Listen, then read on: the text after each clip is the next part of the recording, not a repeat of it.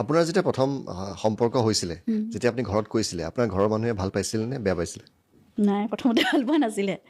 তাৰমানে মইতো পঢ়িবলৈ গৈছিলোঁ বম্বেলৈ, আৰু দেউতাই সেই কথাটোতে খুব হেৰি পাইছিলে, মানে পঢ়িবলৈ পঠাইছোঁ, ছোৱালীজনী পঢ়ি আহিব লাগে, ৰিজাল্ট ভাল কৰিব লাগে, সেইটোৱে কথা। মানে মোৰ ওপৰত বহুত আশা আছিলে আচলতে।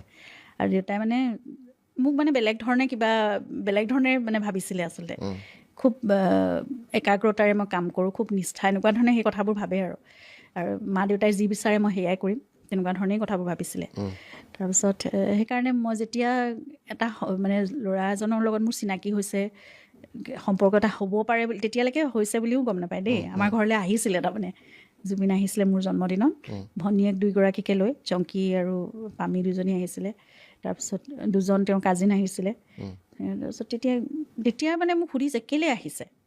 ঠিক আছে বাৰু, আলহী আহিছে বেলেগ কথা, চিনাকি, কিন্তু গোটেই পৰিয়ালটোলৈ কেলৈ আহিছে। তাৰপিছত তাৰ কেইদিনমানৰ পিছতে আকৌ জুবিনক কুকুৰ খুব ভাল পায় নহয়। তেতিয়া পেপচি বুলি লেব্ৰাডৰ এজনী আছিলে, পেপচিৰ কথা খুব কৈ থাকে মোক, সেইকাৰণে পেপচিকো মোক চিনাকি কৰি দিবলৈ আনিছিলে তাৰমানে ঘৰলৈ। মাহঁতে তেতিয়া সন্দেহ কৰিলে, কেলৈ বাৰে বাৰে আহি আছে। বন্ধত মই ঘৰলৈ আহোঁতে 2-3বাৰকৈ কেলৈ আহিছে, কুকুৰে চুকুৰে চবকে লৈ আহি চিনাকি কৰাই আছে কেলৈ। মই তেতিয়া আৰু মই বিশেষ একো নক'লোঁ। পিছতো মানুহৰ পৰা শুনিছে, গম পাইছে।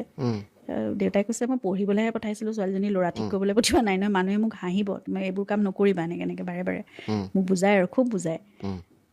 মই ভাবিলোঁ আৰু যে পঢ়া শুনাটো মই ভালকৈ কৰি দিলে পিছত আপত্তি নাথাকিব। সেইকাৰণে সময় লৈ মানে আমাৰতো কোৰ্টশ্বিপ বুলি যিটো কয় আৰু, সেই সময়খিনি বিয়াৰ আগত আমাৰ 6 বছৰ মানে আমি আছিলোঁ সম্পৰ্কত। তাৰপিছত মই মাষ্টাৰ শেষ কৰি তাৰপিছতহে তেওঁলোকৰ ঘৰৰ পৰা বিয়াৰ প্ৰস্তাৱ আহিছে আৰু।